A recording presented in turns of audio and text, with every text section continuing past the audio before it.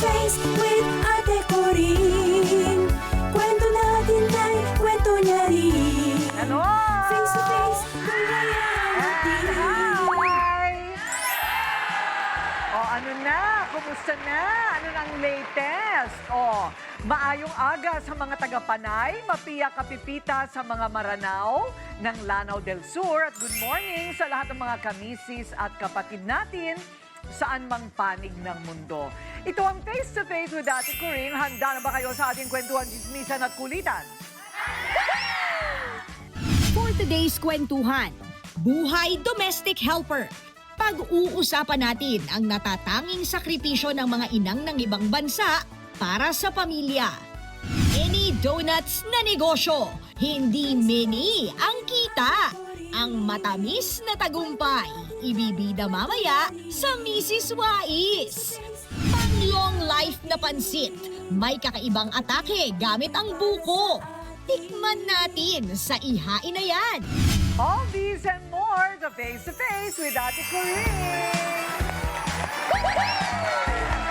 O, siya man daw ay maingay at panay ang chismis, pero seryoso siya pagdating sa usapang pagiging ina. O, super relate daw siya dyan ang Marites ang Barangay, Laila Chicadora!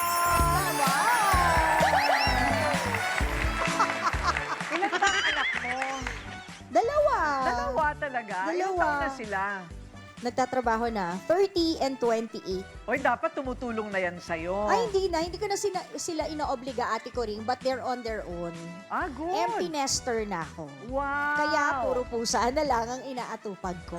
Okay. Ano nang latest? Naka, ito na nga, guess mo, besh. Ete, nagkahiwalay itong starlet na ito at sobrang yaman na boylet. Kasi, alam mo ba, Ate Coring, siguro nga, concerned lang naman ang parents na gusto nila mapunta sa mabuti yung kanilang ihumiyo, no? Sobrang yaman kasi, nagpa-CI. Oh, Ay, napag-alaman na ang parents ni ate girl ay nakulong pala sa ibang bansa. ay. So, sinabi ng parents, ay, iho mio, we don't like that girl for you because the family is no, ganon. So, napilitan Oh. si Iho yung makipag-break kay Starlet. Wow. Meron palang gano'n. Ilang taon naman yung mga yan? Ay, nasa 20, nasa almost 30s na to, Ate Coring. Nadidiktahan pa rin yung lalaki? Siguro nga, sa kamal-kamal ba naman ng yaman? At saka hindi lang siya basta kung sino. Talagang pag sinabi ko yung apelido, ding, ding, ding, ding, ding, ding, ding, ding, gagano. Totoo ba? Yes! Sikat na sikat, kilalang ang pamilyang ito. Pero hindi naman natin alam kung ano naman yung mga sirkumstansya, bakit Oo. nakulong. Totoo naman yun, At ang Ate kasalanan Coring. ng mga magulang, hindi naman pwedeng singilin sa anak. Yun lang. Di ba? Naku, ewan ko. Si girl, makakahanap din yan ng tunay na pag-ibig. Tama. At gagawa sila ng sarili nilang pera. Correct. Next na. Diba? Speaking of pera, si Pera Godmother naman, may nakilalang ina na pang all-around sa trabaho at deserve daw niyang mabiyaan ng 5K for you.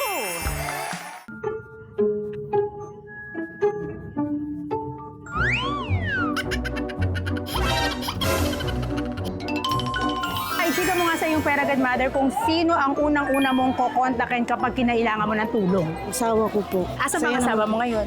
Wala po, nasa Laguna po nagtatrabaho. So, pili mo pag tumawag ka, sasagutin niya agad. Hindi nakasarampon, hindi ka nakablock. Hindi. Charot!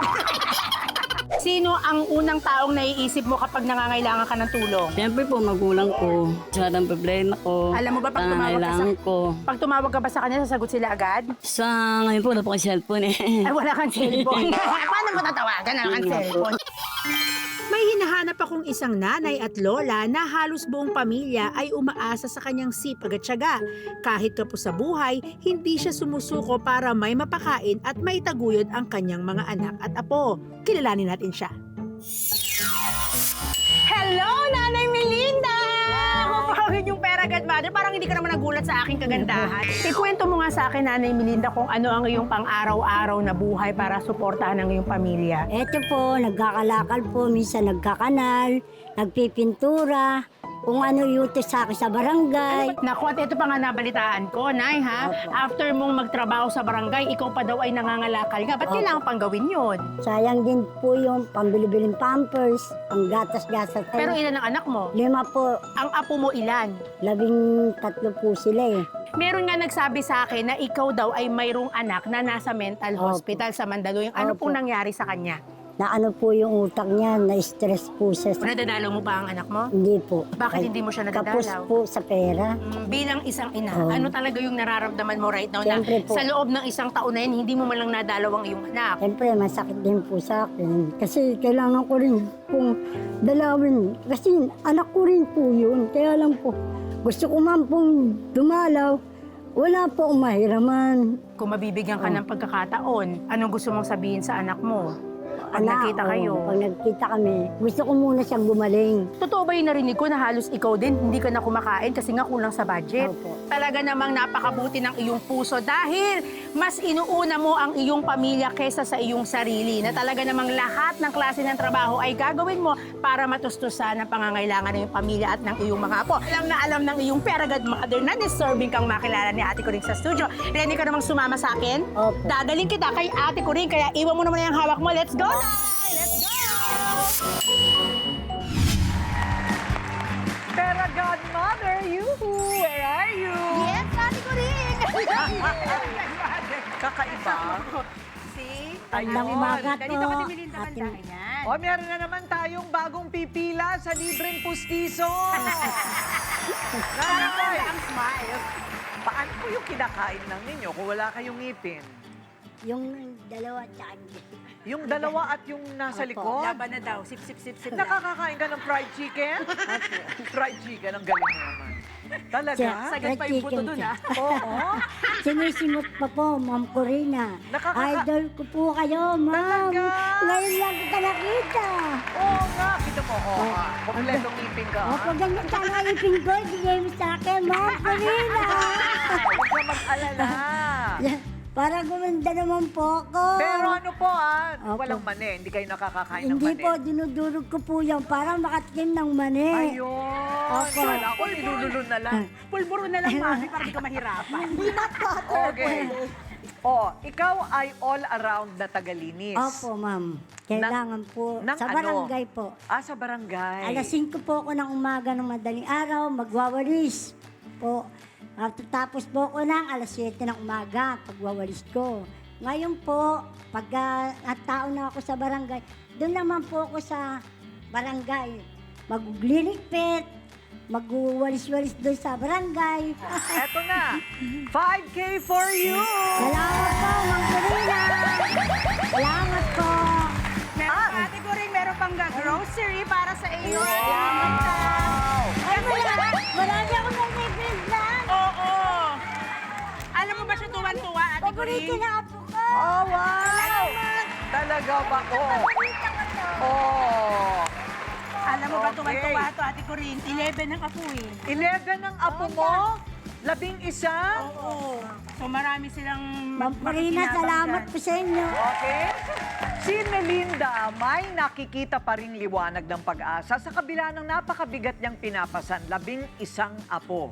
Ganyan po talaga tayong mga nanay, gaano man kahirap, talaga magsasakripisyo kahit kapalit ang pangingibang bansa. Yung mga OFW ba na iniiwan yung kanilang mga anak? Kayo ba mga kamisis, pipiliin nyo rin ba na makipagsapalaran sa abroad para sa inyong pamilya? May opportunity mag-abroad. Gugustuhin niyo po ba? Oo naman kasi yun kasi ang nakakaginhawa sa buhay. Di gagawin.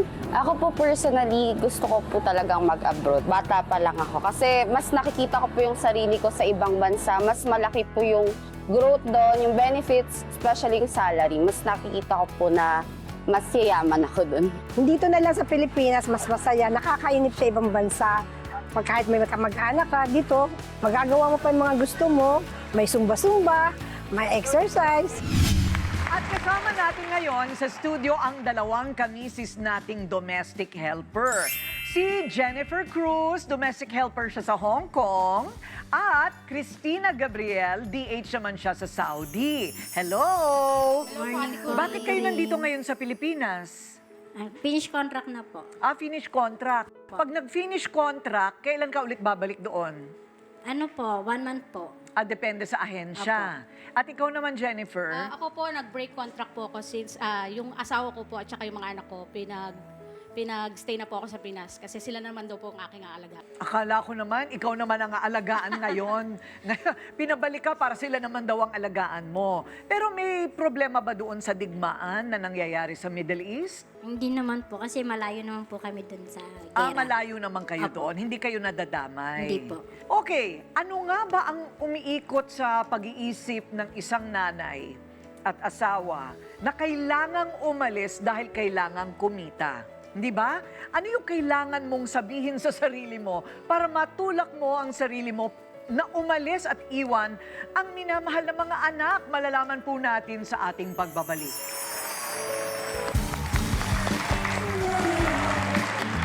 At kasama pa rin po natin ang dalawang kamisis nating domestic helper, sina Jennifer at Cristina. Isa galing Saudi, isa galing Hong Kong. Bakit mo naisip umalis? Unang-una po, marami po akong anak. Ako po yun ay ina sa 6 na anak. 6? Yes po. 3 babae at 3 lalaki. Unang-una po, napakahirap po ng buhay. Naranasan ko pong magtinda ng barbecue, magtinda ng gulay, at saka ayokong matulad sila sa akin na hanggang dun lang. So sabi ko po, kailangan kong gawin to para sa mga anak ko, sa pamilya ko, para hindi nila maranasan kung ano yung naranasan ko noon. So, 6. Malakas naman ang loob mo na pupunta ka sa ibang bansa. Opo. Sinasabi ba sa inyo kung magkanong kikitain ninyo kung kayo alis? Sinasabi. O magkano naman ang isang buwan mo doon? Before po, 2018 po ako umalis. That time po is 30,000. Already? Opo. Aba, 2018 pa yun, ha? 2018. So ngayong mga tipong 10 years later, mga magkano na ang DH Ngayon po is ngayon? 40-something na po. 40-something na? Opo. Para ka nagtatrabaho sa bangko? Opo. Hindi ba? Opo. So, sa kinikita mong yon, ano lang ang iniiwan mo sa sarili mo? Lahat pinapadala Lahat mo? po pinapadala ko. Kasi po, kailangan po nila yun eh. Ang ginagawa ko na lang po, during day off ko po, nagtatrabaho po ako, nagmamassage, naglilinis, lahat po ng pwede kong i-part-time gagawin ko, kahit po delikado. Ganun. Opo. Wow. Kasi pa once na mahuli ka ng pulis doon, deport ka, uwi na po. Bakit? Bawal po yun. Bawal yung Opo. rumaraket. Opo. Kung sino yung employer mo, doon Yes ka po. lang. Yes po, Ate Corinne. Ganun pala yun, ano? Okay, hindi ka pa naman nahuhuli. So far po, hindi po. Lagi ko lang pong kasama yung dasal. Ay, ganun. Pero andyan na, kumakatok na yata dito yung, yung pulis. Narinig ka eh. Yung galing Hong Kong, Okay. Tatatawa tong si Cristina, ikaw naman. Bakit ka umalis? Bakit ka ng ibang bansa? Sa hirap po siguro ng buhay, ma'am. Ilan ang anak mo? 4 po. 4. Opo. Okay. So, napapaaral naman dahil pumunta ka ng Saudi. Opo, nag-aral naman po sila. Tapos po, kaso nga lang, masama yung 5 months pa lang ako sa ibang bansa, nag-asawa na yung asawa ko. Ay? Naiiyak ka na. Bakit? Kailan mo lang ba nalaman? Tong pag-uwi mo na lang? Kailan mo nalaman yan? Hindi po. Unang abroad ko po kasi 2012. Tapos, nung 2012 din na po yun, nag-asawa po siya ng iba.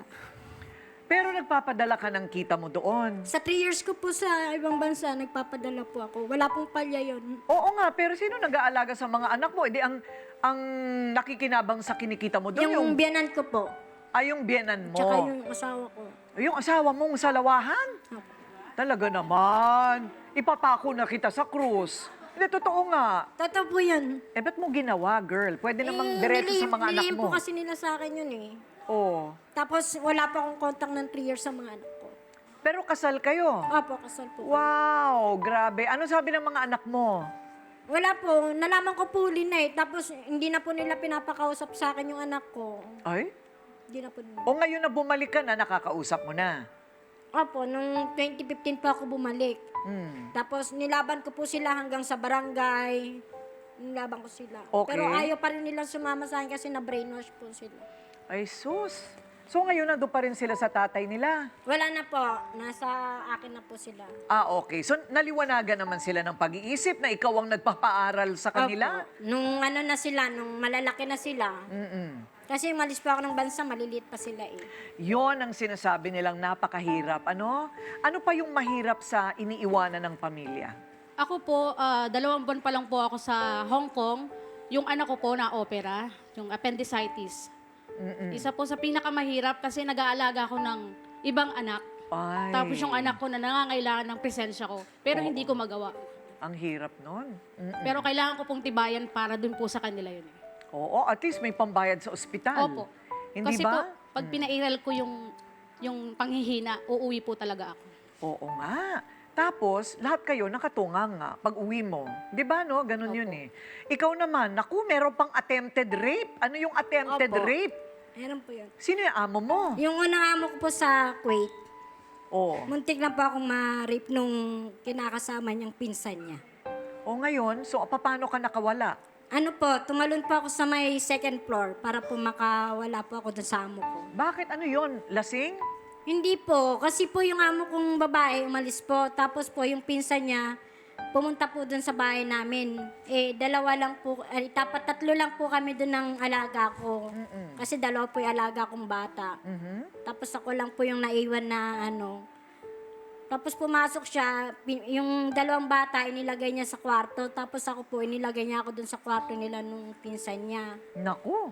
Yun. O tapos, anong ginawa mo? I mean, tumakbo ka at tumalong ka ng bintana. Hindi po, nung pagiga niya sa akin sa kama, sinipa ko siya sa ano niya. Ayun. Doon po ako nakatakbo. Tapos Yun ang tumalon magandang po nanonood ako. ka ng telebisyon, eh, no? Natututo ka kung paano ka lalaban, ano, di ba? Okay, so paano nakabalik ka naman o ikaw pa yung kinulong? Ako pa po yung nakulong sa Kuwait. Sabi ko na nga ba eh. Ang hirap ng lumalabas ang bansa. Pero ito, no, hindi ninyo na pag-iipunan ang sarili nyo.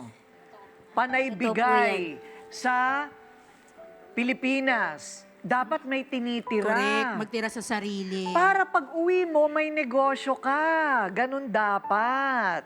Hindi ba? Hindi. Appliances, paaral, pa-ospital. Eh wala, pangpagawa ng bahay. Kasi wala minsan, na. Ate Coring, yung mismong mga anak na ng mga anak nila, naasa na rin sa kanila. So, paano makakaipon din? Oo, importante talaga marunong sa pinansya. Mag-ipon para makapagnegosyo pag uwi mo ng Pilipinas. Palakpakan natin ang mga bayani ng bayan!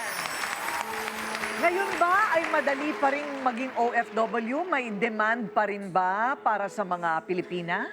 Mahirap pa din pong makaalis kasi po marami pa pong mga process. And then aside from that, hindi pa rin po, sa totoo lang po, marami pong umaalis na hindi nila alam ang trabahong pupuntahan Ay? nila doon. Ano ba yan? Totoo po yun. Nangyayari po yun. Oo. Kami po ay mga bayaning pero kawawa. Oo, pero siguro ang importante, kilala niyong mabuti kung sino yung kausap ninyo. At kung hindi tama ang kinapuntahan nyo doon, bumalik na lang kayo kaagad, right? O, so Christina, ikaw, bigyan ng pagkakataon, babalik ka? Opo, kasi mabait po yung amo ko eh. Tsaka sarili ko lang na naman din po yung inaasahan ko. Ayun. Ikaw dito ka na kasi ayaw na nilang pumayag. Dito na lang po. Pero nagsisisi ka ba? Wala pong pagsisisi. Dahil? Kasi po, naging maayos po yung buhay ng aking mga anak. Ayun. At sa tulong din po ng aking magulang at sa aking mister na very supportive. At ikaw naman, kahit napagtangkaan ka, ano ba, meron ka bang panghihinayang o regret o hindi mo na yan gagawin pag binigyan ka ng choice? Wala po eh. Kasi maganda na rin siguro yung nangyari na napunta ako ng ibang bansa kasi kahit po papano na ano ko lang po yung mga anak ko. At nalaman mo yung ugali Yung ng ugali, mister mo. opo. Di ba? O, ayan. 5 totoo months yun pa lang eh. ako sa ibang bansa. Girl, ang Opo. ibig sabihin nun, nandiyan ka pa lang, meron na. Opo, meron na po Hinintay talaga lang siya. siyang umalis. Oh, magsama-sama tayo sa hinala. Ate Coring, Oh, hinala pa lang, hindi na kailangan ng ebidensya. Oh, di ba? pero Sabi ko, ibahin mo to, Ate Coring, eto si Marvin, dahil narinig niya yung kwento ng asawa niyang si Jennifer, siya na lang daw mag-a-abroad. ganon. Kasi siya. Ayan na pala, si Mister. Ayun. Well, alagaan mo naman. Hindi yung siya yung mag-aalaga sa'yo. Ikaw talaga. So kung may problema, contact the Department of Migrant Workers Emergency Hotline 1348. Okay? Pagka may problema sa pagiging OFW. Sa likod po ng bawat padalang pera, may luha, pangungulila at matinding pagsisikap. Naway magsilbing inspirasyon ang kwento ng mga bayani nating OFW na handang magsakripisyo para sa kinabukasan ng pamilya at ng ating bayan. Thank you! Thank you so much, Ate Coring. Salamat! Salamat po! Next na! Ang matamis na tagumpay ng negosyong Mini Donuts ibibida sa Mrs. Wais. Kakaibang atake sa pansit. Gawin nating yummy pansit buko. All these and more. Kung minsan sa negosyo hindi kailangan ng malakihang puhunan. Ang kailangan lang lakas ng loob at saka syempre yung tiyaga. Gaya ng simpleng mini donut. O mini donut, kayang umalsa ng malaking halaga. Maliit na butas, lumalaki ang kita. Yan ang negosyong Mini Donuts ng kamisis nating si Miel. Nung bakasyon lang siya, kasi medyo matumal yung isang business ko pa. So parang hindi ako sanay nang walang ginagawa. Sabi ko, why not mag-try mag-mini donuts naman. Tinry ko na siyang ibenta, naging patok siya, lalo sa mga bata, kasi affordable lang. At dahil may nanay duties, simple at mabilis lang dapat. May donut maker na kasi talaga ako panggawa ng baon sa school ng anak ko. Pwede siyang pang negosyo, kahit nandito lang ako sa bahay. Yes, marirecommend ko siya kasi madali lang naman siya gawin, lalo na sa bahay. Tapos kung mahilig kayong mag-decorate, ganyan, magagamit niyo siya dito sa mini donuts. Sa konting puhunan, sa konting effort, kikita kayo. Ang munting negosyo ni Miel, patunay na kapag pinagsama ang sikap at diskarte, kayang umalsa ng matamis na kita ang isang ideya. Makakasama natin si Miel Kiao, isang home baker na tuturuan tayong kumita sa mini donuts. Yay! Okay, ano ang mga pangunahing sangkap na kailangan ipuhunan? Siyempre, yung panggawa ng donut. Kailangan po natin ng donut maker, syempre. Meron na siyang hulmahan. Ayun, di 7 ba? holes po siya. Ay, ang galing. Okay, o pagkatapos, Gagawa po tayo ng donut mixture. meron tayong itlog, meron tayong ano to? Vanilla. Vanilla, Oil. oil. Yes. Ayan. Meron po tayong iodized salt, baking powder, and sugar. Sugar. Tapos yung flour po natin. Ayun, okay. So sigurado, una syempre yung itlog na gagamitin. Tama ba? Yes Sabi mo po. kung hindi tama, ha? Nagbe-bake din ako, no? Wala tayong electric mixer. Gamitin na lang ang mano-mano lang, kamay. mano-mano. And then nilalagay mo na yan. Okay, Opo. go. Ito. Tansya lang po natin yung vanilla. Okay. Pampabango lang. Pag wala Okay. pong vanilla, okay lang. Okay Optional lang po naman ba po, yun? okay lang. Opo. Bakit? Ang tipid mo naman. Baka walang mabili. Walang budget. Ay, ganon. O, sige. Sa bagay, mahal ang vanilla. Go. Konting oil lang po. Ayun. Then add na po natin yung sugar para ma-dissolve na po siya. Pwede rin brown sugar. Yes po, pwede ring white, pero mas mura po kasi yung wash eh. And then, Ito ayan na pong flour natin. O, flour na. Ang bilis, ah. Sifted. Talaga ba? Mapupuuna Mix yan? nga. Sifted na po ito. Ayun. Sabay na po natin yung salt natin and baking Bakit powder. kailangan may salt? Para po balance, hindi lang po puro tamis. Okay. Sa pagkakataong ito na mahirap na siyang ito na po. Mag-add i-mix, po tayo ng water. tatawagin na natin si, China. Ano, Okay. yung baba ko yung pang-ikot. Alagyan mo na, girl. Mahirap na Yes siyang po. umikot. Bali, 1 cup lang po dapat. Pero, sige po. Tansya-tansya ka lang talaga. Naiwan yung ano. Ay, yung measuring cup mo. Opo. Mabuo sana ito. Oh. Baka naman ito ay ano? Tiwala lang po, Failure. mabubuo po yan. Okay. Nag-workout na si Ate Coring. Okay, so anong susunod dito? Okay na po itong ano natin, pang donut natin. So ako po kasi, nire-rest ko muna to bago siya gamitin. Gano'ng Para katagal, te? mga 10 to 15 minutes. Mga 10 to 15 Opo. minutes ito dapat ipagpahinga. Opo. Ayun. Para mas maganda yung consistency, mas maganda yung pagkaluto ng donut. Ah, ganun ba? Yes, Pag pinagpahinga mo na isang oras, maganda rin yun. Sobrang ano na po siya. Sobrang tagal na. Nilalanggam na siya nun. Okay, wag na. Okay, ang maganda, meron na tayong Meron po tayong nakahalo. ready. Yes. Wow. Meron na po tayong ready. Pwede nga akong pipindot. Sige po. Yes, naglaro ang bata. Naglaro. Ayan, oh. So itong ano po natin donut maker, non-stick na to. So di nyo na kailangan mag-brush pa ng kung ano. May bago na naman gagawin si Pepe. Kaya Ingit kayo, no? Gusto nyo rin, ano? Gusto nyo rin subukan Gusto namin tikman, Ate Coring. Gusto namin sa kitchen mo, kasama si Pepe Pilar. Naku, si Pepe Pilar, pag nahihirapan na, balik kay Mami. Pero ang galing naman yung maker na yun, Ate Coring. Hindi ka na Oo. mahihirapan kasi nung panahon ko, ako mismo nagbubutas ng donut eh. Ano pinagagamit mo? Baba ko, pinagkagano mo. Alam mo, totoo, no? May ganito na pala ngayon. Okay. Ay, naluluto na siya unti-unti, Opo. oh. Tapos Okay. sara na po natin. 2 to 3 minutes, mabilis lang po to. At ito ang finished product! Ayan na, oh. O, pagkatapos, anong gagawin natin? I-design naman po natin siya. So, ako po, gumagamit po ako ng stick. Pero pwede naman pong i-dip na lang siya. So, ganito lang po. Ito po yung chocolate. Ah, ganon. Ganyan lang po. Tapos, topping. It's so lovely.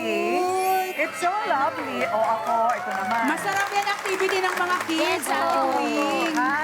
Activity for kids, di ba? Activity for Bonding. kids. Maganda Oo. po yung banding ng mommies and mga kids nyo po. Oo nga. Ay, nakakatuwa. Ate, saan mo daw nabibili yung ano, yung Mga syrup? pa-icing mo. Sa mga baking supplies po, madali lang, sa market, meron din po. Kaya pa ba, Ate Coring? Kaya naman, pero alam mo kung ano yung gawa niya at alam mo kung Gawa ano yung mo. gawa ko. Ayun. Excited na ako, Hoy, Lailang tawa tikman. kayo ng tawa dyan, ha? Ang I'm sure kakainin nyo rin ito. Mauuna kami sa kanila this time, Ate Coring. Ay, wala ka dito. Eto nga na, una ng kainin. Ate Coring, tingnan mo! Kinain na agad, oh! Bayan! Okay, ang puhunan po dito, sabihin natin 1,000. Ano yung 1,000 na yon? Para sa flour? Opo, kasama na po dun yung maker, then yung mga ingredients. Wow! Opo. 1,000. Hindi pa Meron po kasi nasusunog tayong... yan? Yan na po, okay Ayun. lang po. Oh, ayan. Sa 1,000 nyo po, makakapag-start na kayo. May maker na kayo, may makakabili na kayo ng ingredients. Sa 1,000 may maker ka na. Yes po. Correct. O, tapos sa 1,000, ang kikitain mo na doon, 2,500. At pagkatapos sa mga susunod na batch, mas malaki pa. Kasi wala ka nang bibiling ganyan. O, ayun. Kumikitang kabuhayan. Okay, ang ipapakita ko yung ginawa niya. O, di ba? It's so good. I'm going to taste. Ah, yes. Sarap. Masarap! Eh, yung gawa mo, sino daw titikim, Ate Coring? Ang presyohan, 25 2 pieces, 35 3 pieces. Ayun. Pambata. Pero sa inyo ngayong araw, libre. O, pumila na kayo dyan. Wow, oh. Ayan, binigay na sa kanila. Kita mo, oh. Wow. Ayan. O, di ba? Ayan, oh. Lalagyan mo lang ng wrapper. At eto gawa ni Ate Coring. Huwag mo nang ipakita. Ako nga, hindi. Gawa nga to ni Ate Coring. Isang subo lang. Next na! Naiibang pansit na buko ang panahog. Matitikman na sa ihain na yan. All these and more sa Face to Face with Ate Coring. Mga kamisis, tuwing kaarawan o birthday, hindi nawawala ang pansit for long life, di ba? Pero hindi kailangang noodles ang laging panahog dahil si Ryle may kakaibang bersyon ng pansit para gawing mas special. At yan ay ang pansit buko!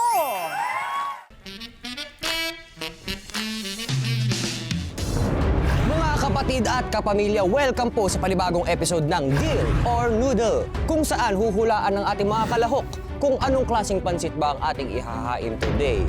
Okay. Anong tingin mo klaseng pansit po yan? May buko. Tama ka, Tay! Okay. Hindi ko alam. Pansit. Buko. Anong klaseng pansit yan? Buko. Po, galing mo ah. Hanggang sa susunod, ito po ang Deal or Noodle.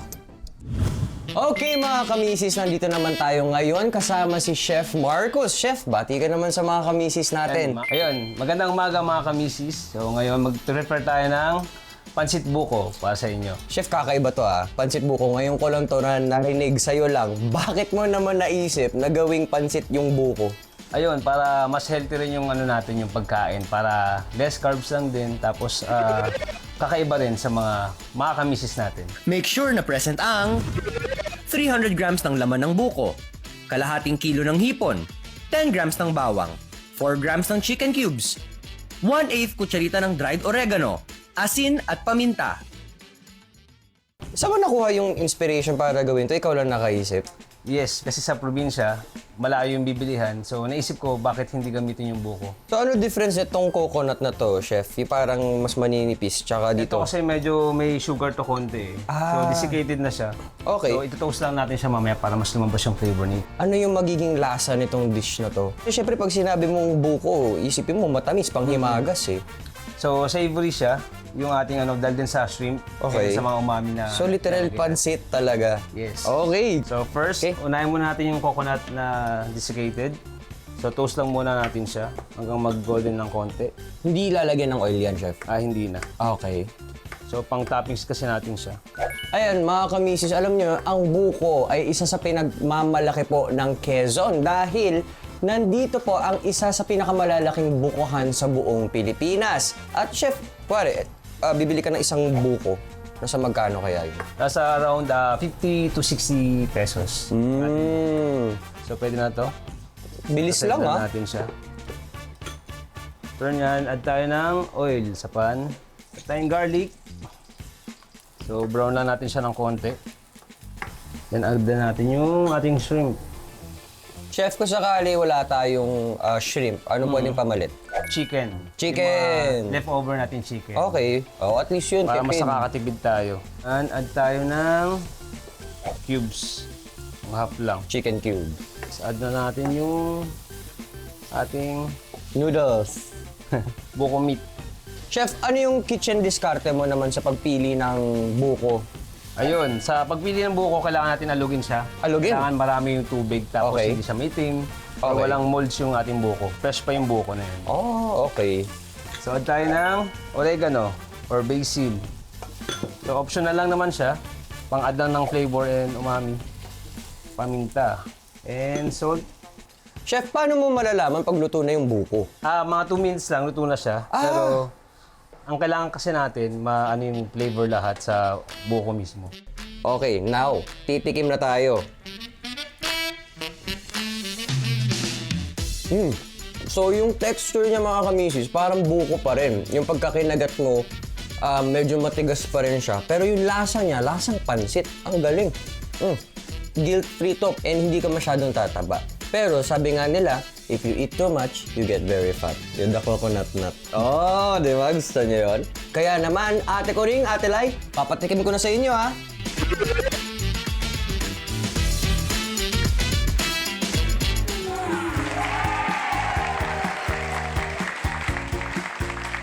Okay, ang alam natin, buko salad, di ba?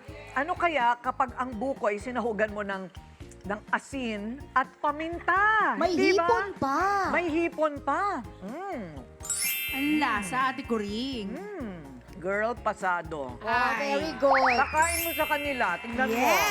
Kaya nga, ate ko rin si Rai nangangakiyak pa ng mga nyugan sa Quezon dahil nasarapan ka. Talaga? Oo. Tapos alam mo, mas maganda dito sa pansit, yung wag yung, may tawag sila kasi di ba pag yung mura pa, yung malauhog. Malauhog? Oo, yun yung tawag. Pero hindi dapat ganun yung ginagamit dito, yung medyo mas matanda na buko para mas matigas ng onte. Perfect para sa pansit. Alam mo, masarap siya, ha? O, hindi ba nakaka-happy dito? Meron na kayong pananghalian, meron pa kayong dessert? Mga spoiled! Kaya kayo naman ang dapat na sumunod dito bilang audience namin. Paano? Ito. Sa mga nanonood sa bahay ha, kung gusto nyo maging part ng studio audience namin, i-scan mo na ang QR code na nasa screen ngayon. Correct! Scan na at itayin ang mensahe ng aming staff para sa kumpirmasyon. See you soon, mga kamisis! Kwentuhan bukas sa gawaing bahay at pag-aasikaso sa pamilya, ang mga tinaguriang house husband. 3 kamisis sa studio, may bonggang selebrasyon ng kanilang K-arawan, K-sayahan. At dessert with a twist na brownies talong matitikman sa ihain na yan. At ito ang face-to-face with Ate Coring. Harapang kwentuhan, usapang walang iwanan. Face-to-face, solusyon ay hanapin. Face-to-face, problema ay ayusin.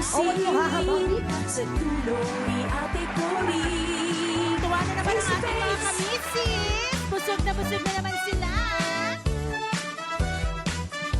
Ubus na. Laila, inisang subo.